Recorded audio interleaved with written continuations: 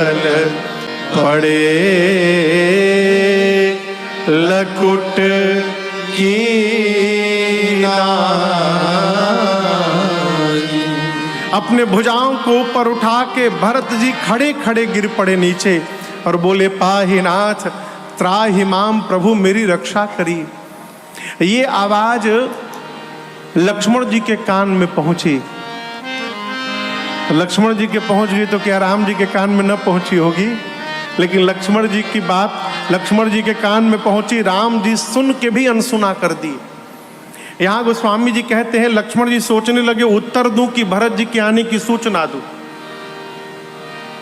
समस्या है ना, उत्तर दे रहा हूं तो बीच में रोक कैसे रख सकता हूं? तो गोस्वामी जी यहां बड़ा सुंदर उदाहरण देते हैं, चढ़ी चंग जनु खेच खिलारू। पहले हम लोग पतंग उड़ाते थे, आजकल तो प्लास्टिक का पतंग आने लगा, पहले कागज का पतंग आता था। तो पतंग ऊंचाई पर गया हो और उसी समय बूंदाबांदी शुरू हो जाए तो क्या करते थे? कहिए क्या करते थे? खींचते थे, खूब जल्दी जल्दी खींचते थे कि पतंग ना खराब हो जाए। गोस्वामी जी कहते हैं, जैसे ऊंचाई प्राप्त किए हुए पतंग को उड़ाने वाला जैसे अचानक तीव्रता से जल्दी जल्दी नीचे उतारने लगता है, लक्ष्मण जी उत्तर दे रहे थे, भरत जी की आवाज सुनाई पड़ी तो लक्ष्मण जी जल्दी जल्दी उत्तर देने लगे कि जल्दी उत्तर समाप्त हो। राम जी बोले, क्या हुआ लक्ष्मण? बोले, भैया रुकिए। पूरा उत्तर दिए, धरती पर सर रखकर प्रणाम किए और प्रणाम कर बोले, प्रभु भैया भरत प्रणाम करत रघुनाथ।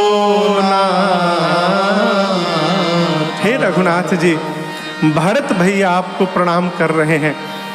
रघुनाथ जी ने भरत शब्द सुना और भगवान के वेग का दर्शन करिए। उठे राम सुनि प्रेम अधेरा, कहूँ पट कहूँ निसंग धनु तेरा, कहूँ पट कहूँ निसंग धनु तेरा, कहूँ पट कहूँ निसंग धनु तेरा। भगवान इतने वेग में उठ कर गए हैं कि भगवान के शरीर का पटका, एक हाथ का धनुष, दूसरे हाथ का बाण और कमर का निशंग, ये चारों नीचे गिर गए। क्यों गिर गए? भरत जी भी आए हैं तो चार वस्तु छोड़कर आए हैं, धर्म अर्थ काम और मोक्ष। राम जी भरत जी के पास गए तो चार वस्तु छोड़कर गए, पटका, धनुष, बाण और निशंग।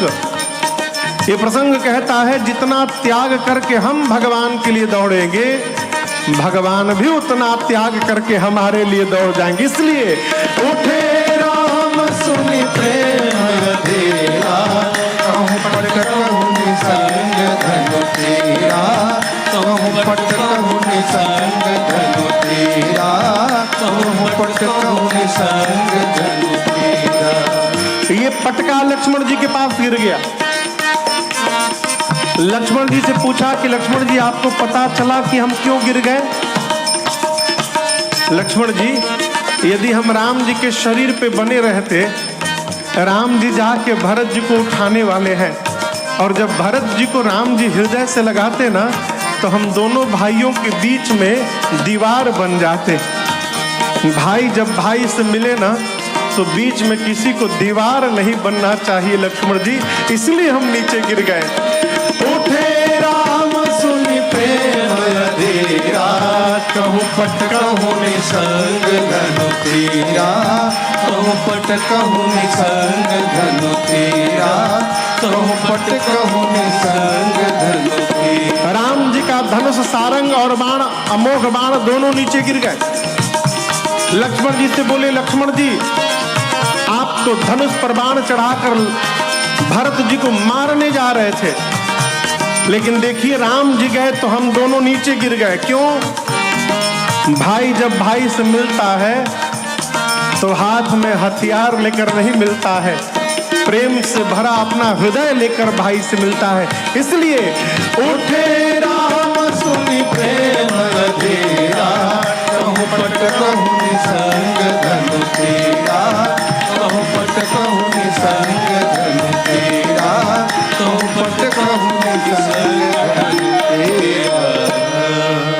राम जी गए और लगे भरत जी को उठाने। बरबस लिए उठा, बरबस यानी बरियाई से। यहां आपको निवेदन करूं, कोई व्यक्ति यदि बैठा हुआ है, आप तब तक उसको नहीं उठा सकते जब तक वो स्वयं उठना न चाहे। इसको समझिएगा। यदि कोई आदमी अपना पूरा शरीर ढीला छोड़ दे, आप उठाते रहिए, आप नहीं उठा सकते हैं। आप कब उठा सकते हैं? जब वो स्वयं उठना चाहेगा। राम जी भरत जी को उठाना चाह रहे हैं, लेकिन भरत जी उठ नहीं रहे हैं। इसके कई कारण महापुरुष बताए। एक कारण, दो कारण मैं आपसे निवेदन करूं। एक तो कारण ये गूढ़ अर्थ है। इस पूरे घटनाक्रम के बाद भरत जी जीवन भर अब कैकेयी को मां नहीं बोले। पूरे जीवन भरत जी कैकेयी मैया को मां नहीं बोले कभी। आपको एक प्रसंग सुनाऊं। एक महापुरुष कह रहे थे, बाबू एक दिन भगवान जब राजा बन गए, उसके बाद मां कैकेयी के पास जब राम जी गए तो मां कैकेयी एकांत में रो रही थी। राम जी बोले, मां आपकी आंखों में आंसू? मां ने कहा, राम आपने जैसा जैसा कहा था मैंने वो सब किया, और मुझे इस बात की ग्लानि नहीं है कि संसार के लोग मुझे क्या क्या नहीं कहे। ग्लानि तो एक बात की है, राम आप मुझे मां कहते हो, लेकिन भरत मुझे मां नहीं बोलता। राम जी सुने तो रघुनाथ जी विह्वल हो गए। राम जी गए भरत जी के पास और भगवान की आंखों में आंसू देखकर भरत जी चरणों में लौट गए। कहे, प्रभु क्या मेरे से कोई अपराध हो गया है? राम जी बोले, भरत आज मैं आपसे कुछ मांगने आया हूं, आप मुझे जो मैं मांगूंगा दोगे? भरत जी बोले, जो मांगिएगा प्रभु। राम जी बोले, वचन लो पहले। भरत जी बोले, प्रभु वचन लेता हूं, आप जो मांगिएगा दूंगा सिवाय एक वचन के। राम जी बोले, वो वचन कौन सा है? प्रभु मैं पहले बोल देता हूं, इस जन्म में मैं कैकेयी को मां नहीं बोलने वाला हूं, इसलिए कुछ भी हो जाए। जब भरत जी ये बात बोल दिए तो राम जी मौन होकर चले गए वहां से। भरत जी मां नहीं बोले जीवन भर। इसीलिए कहते हैं, तजो पिता प्रहलाद विभीषण बंधु भरत महतारी। प्रहलाद ने पिता का त्याग किया, विभीषण ने भाई का त्याग किया, भरत जी ने अपनी मां का त्याग कर दिया। अब दर्शन करिए, भरत जी कैकेयी को मां नहीं बोलते। अब वो जानकी मैया को मां बोलते, सीता मैया को मां। सीता मैया की मां कौन है? कहिए, सीता मैया की मां कौन है? धरती मैया। सीता मैया का जन्म धरा से हुआ है, भूमि जहां है। तो सीता मैया की मां कौन हो गई? धरती मैया। भरत जी की मां सीता जी, सीता जी की मां धरती मैया। तो आप बताइए, धरती मैया भरत जी की क्या लगेंगी? कहिए कहिए, नानी लगेंगी। भरत जी की मां सीता जी, सीता जी की मां धरती मैया, तो धरती मैया भरत जी की नानी लगेंगी। आपसे कहूं, भरत जी जब पाहीनाथ पाही मीशो से शॉपिंग करो और पाओ डिलीवरी बिल्कुल फ्री। Download now. पाहीनाथ कह के धरती पर गिरे ना, तो स्वयं धरती मैया ने ही भरत जी को बाहों में पकड़ रखा है कि तुम जैसे नाती को प्राप्त करके आज ये धरती भी धन्य हो गई। भरत जी, आप जैसा नाती मेरे पास है। धरती मैया पकड़ी हैं, इसलिए राम जी उठा रहे हैं और भरत जी उठ नहीं रहे। एक कारण। दूसरा कारण,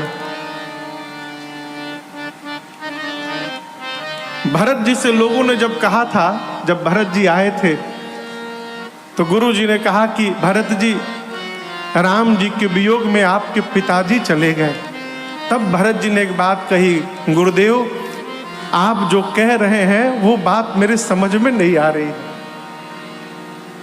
भैया के वियोग में पिताजी नहीं गए हैं, पिताजी ने अपने जीवित रहने का उपाय बताया था, कहा था कि मुझे राम के पास पहुंचा दो, मैं बच जाऊंगा।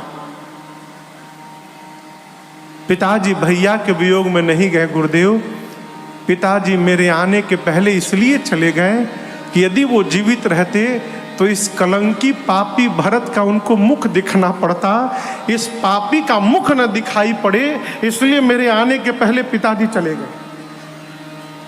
वही भाव लेके भरत जी आज हैं। भरत जी इसलिए नहीं उठ रहे हैं कि जैसे भैया मुझे उठाएंगे इस पापी भरत का मुख उनके सामने चला जाएगा और मैं अब किसी को मुख दिखाने लायक नहीं रहा हूं, इसलिए भरत जी उठ नहीं रहे। भगवान उठाए हैं आधा, भरत जी लटके हुए हैं। भरत जी से राम जी पूछे, भैया आप उठ क्यों नहीं रहे हैं? भरत जी बोले, प्रभु मैं मुख दिखाने लायक नहीं रहा। राम जी बोले, आप यही चाहते हो ना कि मैं आपका मुख न देखूं? मैं वचन देता हूं भाई, मुख नहीं देखूंगा, लेकिन जब तक आप मेरे हृदय से नहीं लगोगे भरत, तब तक आपके भैया के हृदय का ताप समाप्त नहीं होगा। भरत जी बोले, प्रभु वही तो मैं भी कर रहा हूं, नीचे झुका हुआ हूं तो आपके चरण दिखाई पड़ रहे हैं, आपके हृदय लग जाऊंगा तो चरण दिखाई देना बंद हो जाएगा। और मैंने गुरु जी से कहा था, देखे बिनु रघुनाथ पद जिय के चरनी न जाए। आप दर्शन करिए, भरत जी झुके रहना चाहते हैं अपने हृदय की जलन को समाप्त करने के लिए, और रघुनाथ जी हृदय से लगाना चाहते हैं अपने हृदय के जलन को समाप्त करने के लिए। प्रभु ने बरबस उठाया और बिना मुख देखे बरबस लिए उठाए, अब बिना चेहरा देखे तुरंत उरलाए कृपा निधान। बिना भरत भैया का मुख देखे भगवान ने हृदय से लगा लिया, भरत जी का मुख भगवान के पीछे चला गया। अब दोनों भाई गले लगकर भरत राम की मिलानी लखी बिसरे सब ही अपान। जितने लोग थे सब अपनी सुधि खो बैठे। चित्रकूट आप में से कौन कौन गया है? 10-12 लोग। कभी अवसर लगे तो चित्रकूट जाइए। आज भी आपको ऐसा लगेगा कि चित्रकूट वैसा ही दिखता है जैसा रघुनाथ जी के समय में होगा, आज भी।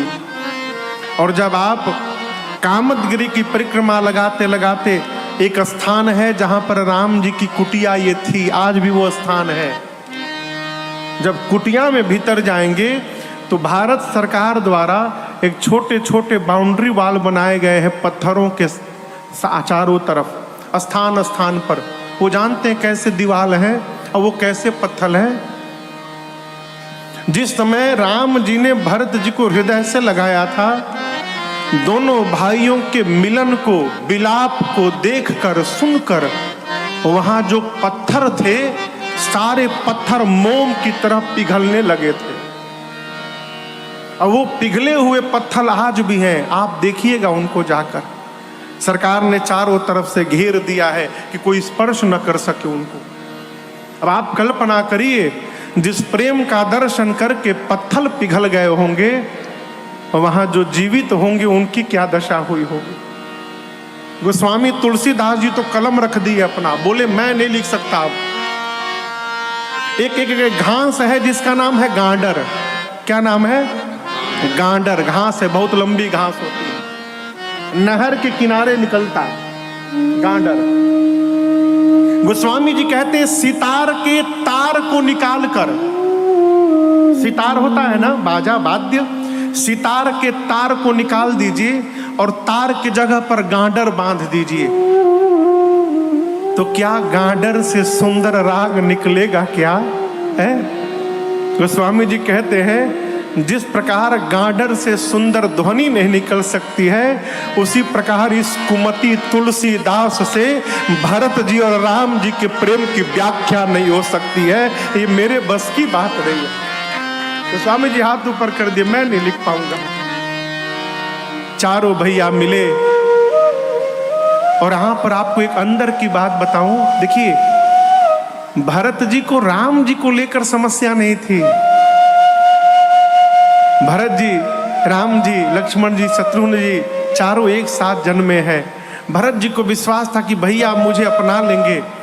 समस्या थी भाभी को लेकर, सीता मैया को लेकर। भरत जी सोचते थे कि भाभी माँ तो मिथिला से आई हैं, अभी 11 वर्ष ही हुए हैं, हो सकता है वो इस भरत को ठीक से जान न पाई हो। यदि वो मेरे बारे में कुछ अन्यथा सोच ली होंगी तो फिर मैं कैसे जीवित रह पाऊंगा। और गोस्वामी जी कहते हैं भरत जी राम जी से मिलने के बाद जब सीता मैया के पास गए, अभी बात नहीं हुई, केवल जानकी मैया का मुख देखा और मुख देखकर पता चल गया कि माँ मेरे पर अनुकूल है। गोस्वामी जी कहते हैं सब विधि सानुकूल लखी सीता, अपने प्रति सब प्रकार से अनुकूल देखकर सीता को भरत जी भे सोच समाप्त हुआ, उर अपडर बीता, शरीर का हृदय का डर समाप्त हो गया। भरत जी प्रसन्न हो गए। निषाद राजगुरु ने कहा कि पूरा परिवार आया है। राम जी गए और पूरे समाज को चित्रकूट आश्रम में ले आए। चित्रकूट में 5 बैठकी भई है। कितनी? 5। कितनी? 5। पहली बैठकी आते आते भाई गुरु जी ने कहा कि राम आपके वियोग में आपके पिताजी चले गए। दूसरी बैठकी एकांत में भाई अयोध्या वासियों की, गुरु जी की। गुरु जी ने कहा कि मेरे अनुसार राम जी की आज्ञा का पालन करना चाहिए, क्योंकि राम जी जीव नहीं है, जगदीश है, भगवान है। क्या किया जाए भरत जी? भरत जी बोले जो आज्ञा गुरु जी।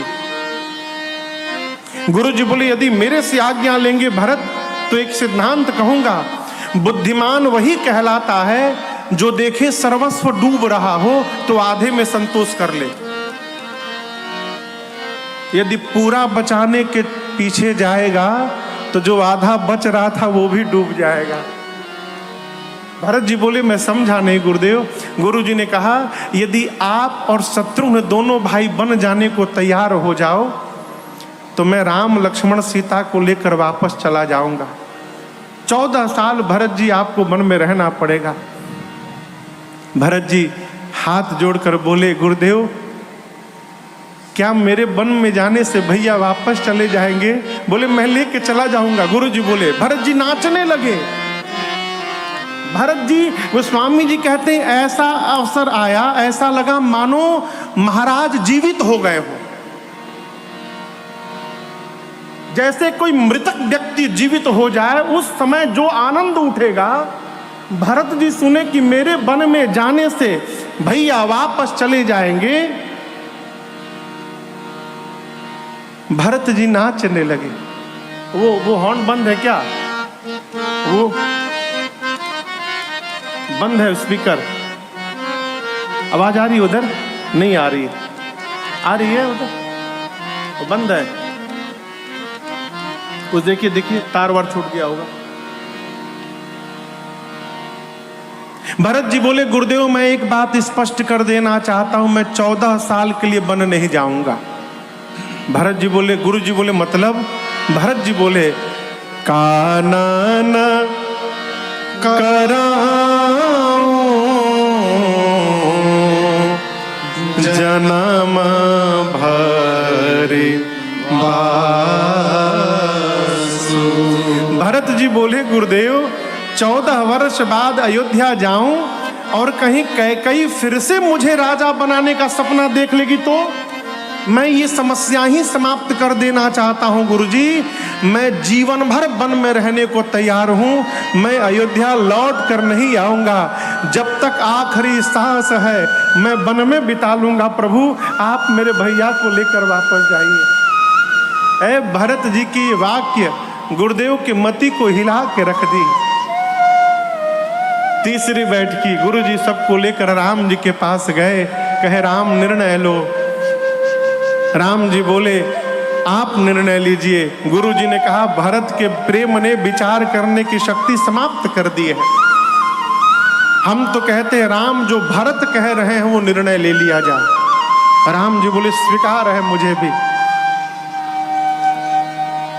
अब दर्शन करिए, जैसे राम जी बोले कि मैं भी वही करूंगा जो भरत जी कहेंगे, गुरु जी ने भरत जी से कहा भरत बेटा जो जो कहना है आज कह दो। ऐसा अवसर दोबारा जीवन में प्राप्त नहीं होगा। भैया कह दिए हैं जो आप कहेंगे वो राम जी करेंगे, जो कहना है आज कह दो।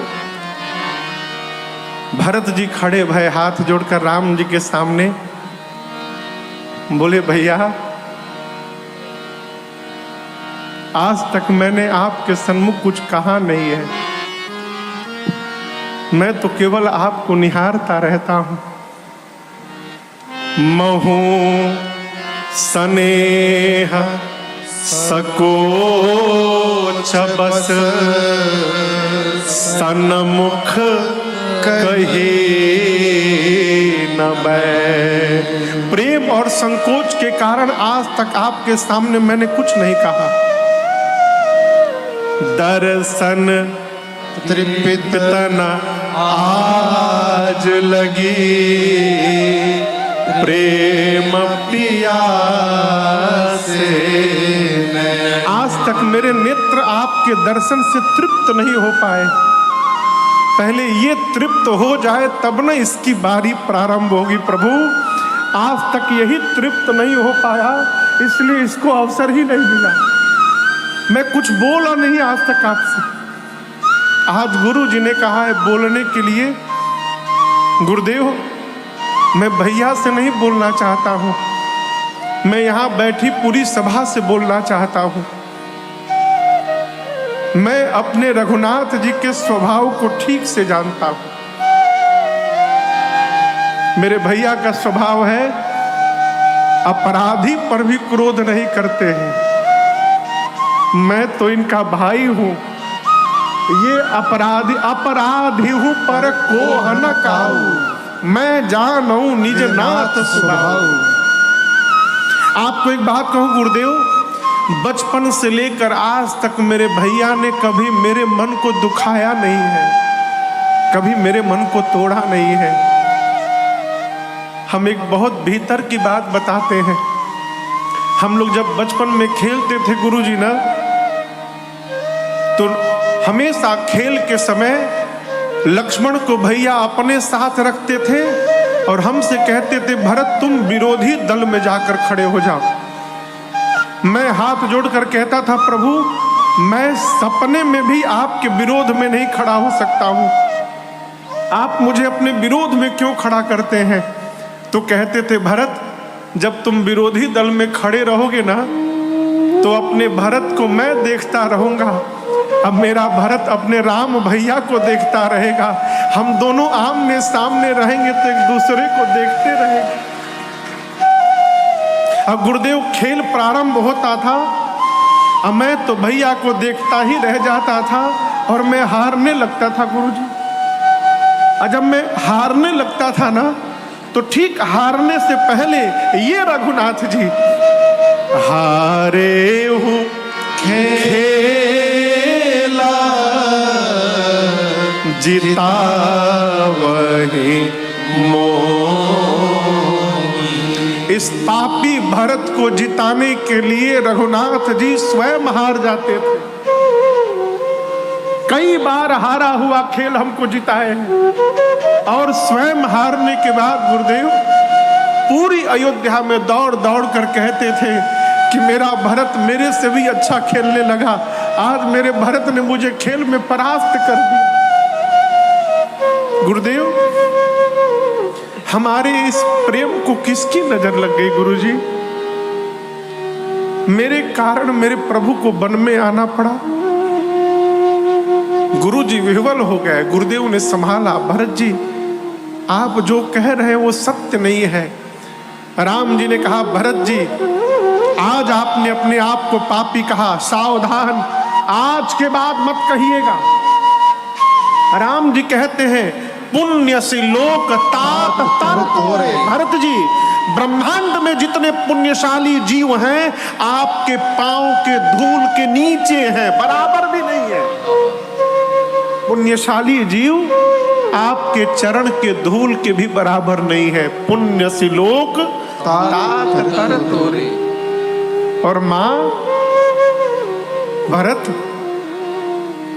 मां का कोई अपराध नहीं है भाई। मेरी मां कैकई बैठी है, जो मेरी मां को दोष देगा वो व्यक्ति जीवन में कभी अपने घर में श्रेष्ठ की सेवा नहीं किया होगा, जो कभी साधु की सेवा नहीं किया होगा, वो कहेगा मेरी मां कैकई का अपराध है। भरत हित और अनहित पशु पक्षी भी जानते हैं। वही पक्षी नाच दिखाने वाले के साथ घुमा करते हैं, वही पक्षी बहेलिए को देखकर भाग जाया करते हैं। क्यों? वो जानते हैं वो कौन हितैषी है कौन अहितैषी है। पशु पक्षी भी जानते हैं। मनुष्य का शरीर तो ज्ञान का भंडार है। मानस तन गुण ज्ञान है। हम एक बात कहें भरत, पिताजी को वचन से प्रेम था, प्राण से प्रेम नहीं था। और आप दर्शन करिए, वचन के लिए पिताजी ने मेरा त्याग किया और अपने प्राण का त्याग कर दिया। पिताजी को वचन से प्रेम है, यही जानकर एक वचन मानकर मैं वन में चला आया। भरत एक बात कहूं, पिताजी के उस वचन को छोड़ने में सोच तो हो रहा है मुझे, लेकिन उससे अधिक संकोच आज अपने भाई की दशा देखकर हो रहा है मुझे। पूरी सभा के सामने कहता हूं, भरत यदि आप कह दोगे तो आपके लिए राम आज पिताजी का वचन भी त्यागने को तैयार है। मैं पिताजी का वचन छोड़कर तुम्हारे साथ वापस चलूंगा, आप कह दो क्यों। जब राम जी ने ये बात कह दी, भरत जी हिल गए पूरे भीतर से। मेरे लिए मेरे भैया बाबूजी का वचन छोड़ने को तैयार हो गए। बोले ना नाथ, मैं नहीं कहूंगा। जेहि विधि प्रभु प्रसन्न मन हो, करुणा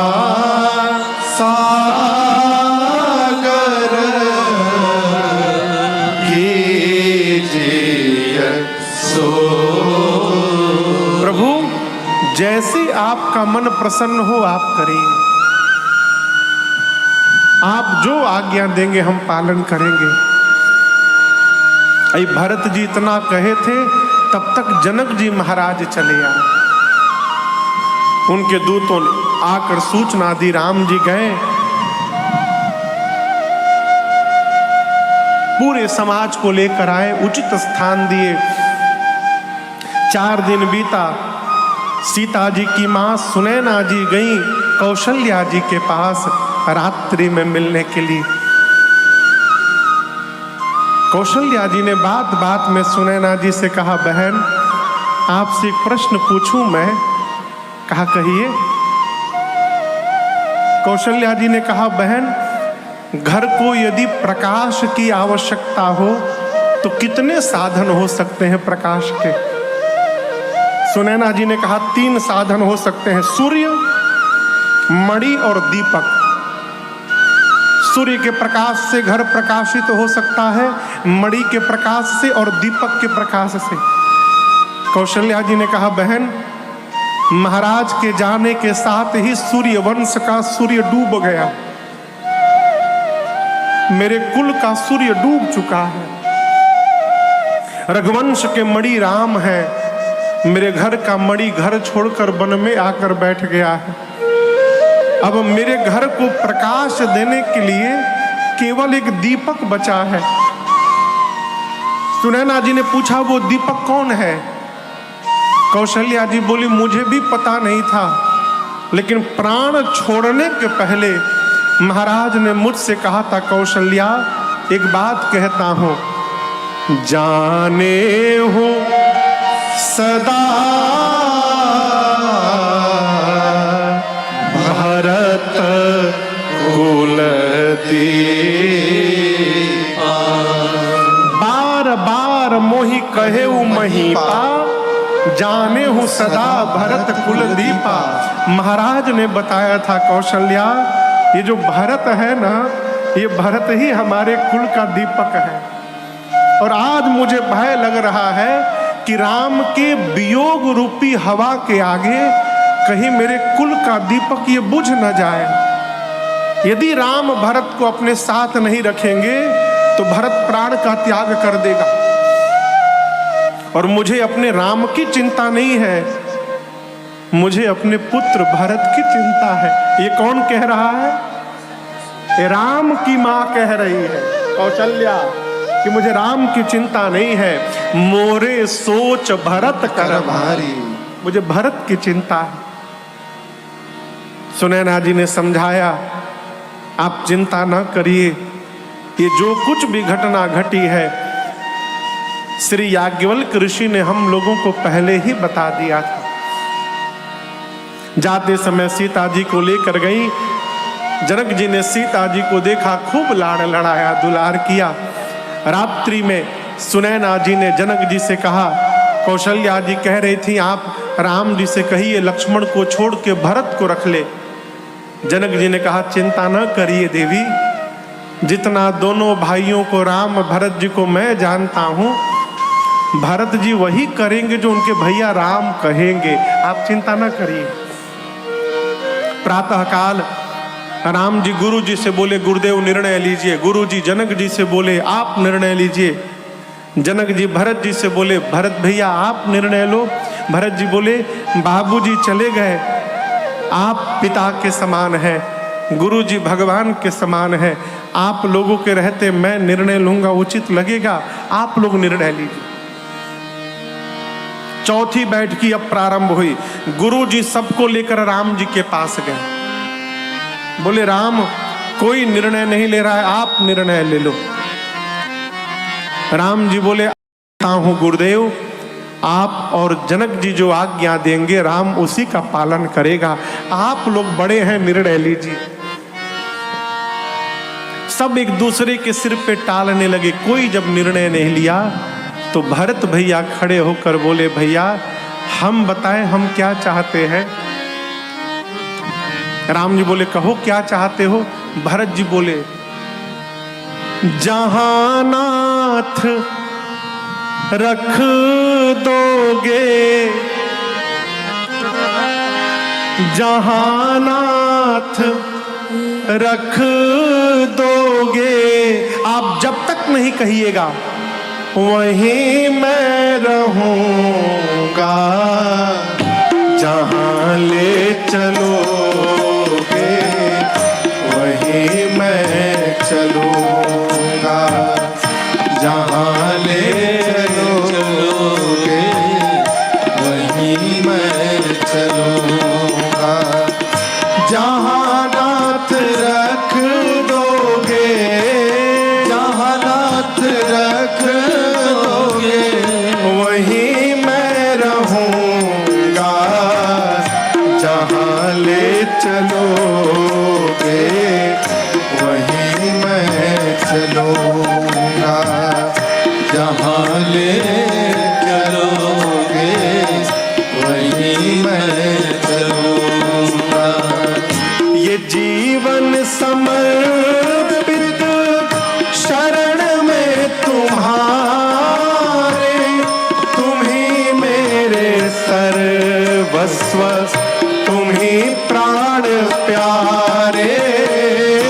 ये जीवन समर्पित शरण में तुम्हारे, तुम ही मेरे सर्वस्व, तुम प्राण प्यारे, तुम्हें छोड़ कर ना, तुम्हें छोड़ कर ना मैं किससे कहूँगा, जहाँ ले चलोगे वहीं मैं चलूँगा, जहाँ ले चलोगे वहीं मैं चलूँगा।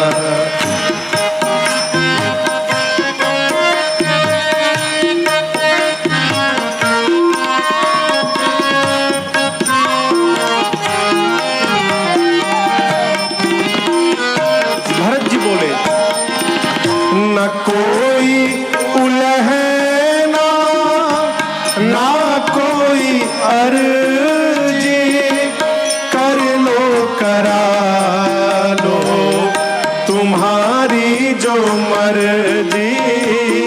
न कोई उलहना ना कोई अर्जी, कर लो करा लो तुम्हारी जो मर्जी।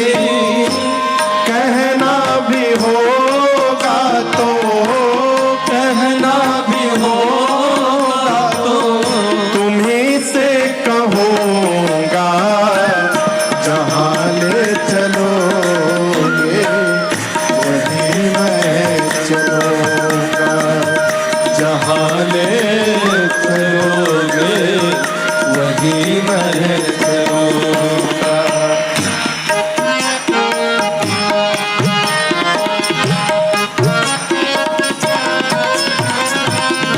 तुम्हारे ही दिन है, तुम्हारी ही रातें, तुम्हारे ही दिन है, तुम्हारी ही रातें, कृपानाथ सब कुछ है तुम्हारी कृपा से, कृपा